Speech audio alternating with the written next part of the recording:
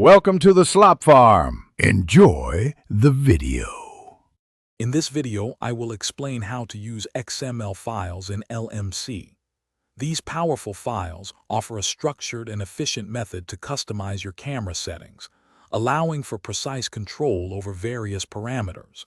Understanding their application can significantly enhance your LMC experience, providing tailored configurations for optimal performance.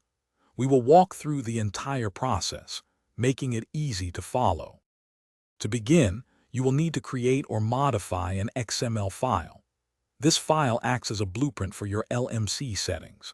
It is crucial to ensure the file adheres to the correct XML syntax, with every tag properly nested and closed. You can specify various parameters, such as exposure, white balance, and noise reduction, tailoring them to your specific photographic needs. A well-formed XML file is key to a smooth setup. Once your XML file is ready, the next step is to import it into LMC. Launch the LMC application and locate the Settings menu, often found through an icon resembling a gear or three dots. Within these options, you will find a specific function to load or import your XML configuration. Select your prepared file from your device's storage, and LMC will begin applying the new settings. This process usually takes only a few moments.